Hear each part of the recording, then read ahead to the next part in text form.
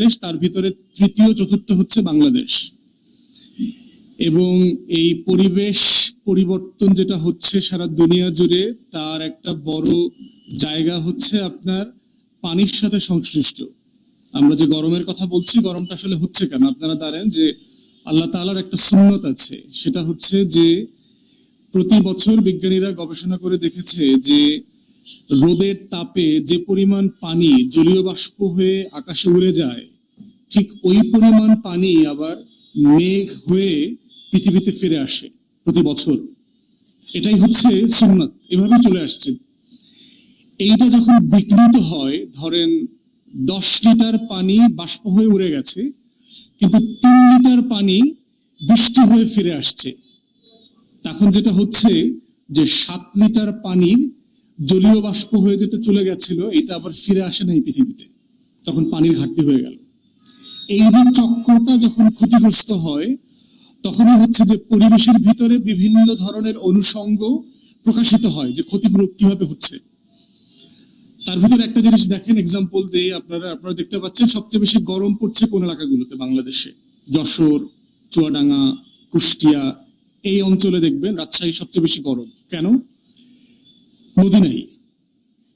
ফারাক্কা বাঁধের কারণে গত 50 বছরে বাংলাদেশে 300-র বেশি নদী মরে গেছে। বাংলাদেশে নদী আজ ছিল ধরেন 1100-র মতো, তার ভিতরে গত 50 বছরে 300 নদী মরে গেছে। এবং নদীর যেহেতু আমাদের বাংলাদেশের দুইটা মেইন সোর্স, একটা হচ্ছে ব্রহ্মপুত্র বেসিন আর একটা হচ্ছে গঙ্গা বেসিন, একটা নর্থ থেকে আসে, একটা নর্থ ওয়েস্ট থেকে আসে। এই দুই বেসিনের, গঙ্গার বেসিনের কারণে যেটা হচ্ছে, উত্তর পশ্চিমাঞ্চল থেকে যে পানির ফ্লো গুলো আছে সেগুলো শুকিয়ে যাচ্ছে।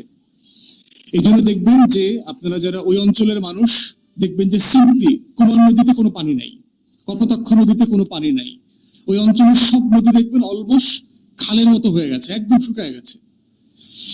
দ্বিতীয় যেটা হচ্ছে, হিমালয়ের পাদদেশের যে উত্তর অঞ্চল আছে ভারতের, সেখানে দেখবেন তাপমাত্রা কম্পারেটিভলি সবসময় বেশি থাকে।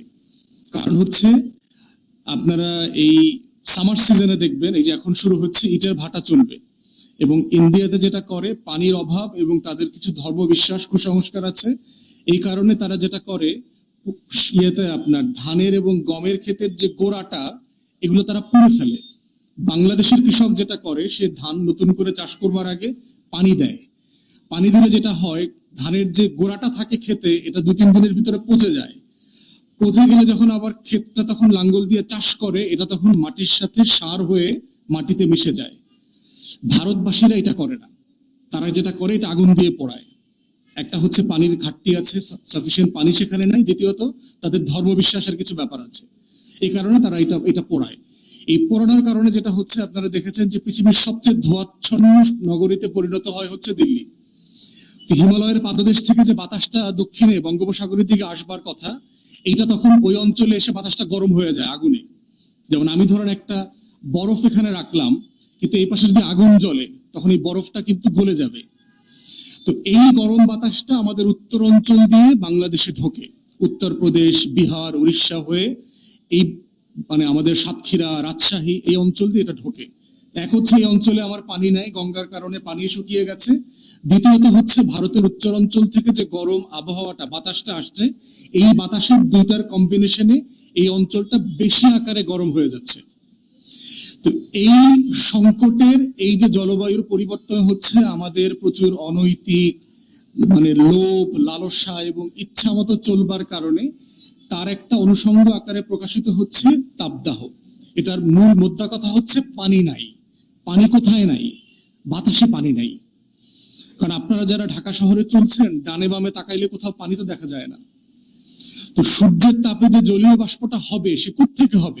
পানি থাকতে হবে, তো পুকুর থাকতে হবে, খাল থাকতে হবে, নদী থাকতে হবে। পানি না থাকলে সেটা হবে কোত্থেকে?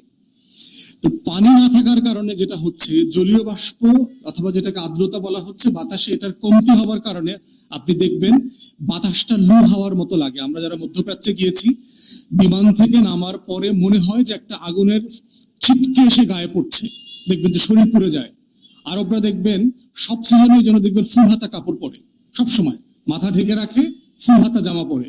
কারণ আমরা দেখেছি আমরা হাফাতা পড়লে 2-3 দিনের ভিতরে এক পল্লা চামড়া পুড়ে উঠে যায়, মধ্যপ্রাচ্যের মতো। বাংলাদেশে এই ওয়েদারটা আমরা গত কয়েকদিনে দেখতে পাচ্ছি, প্রচন্ড তাপদাহ।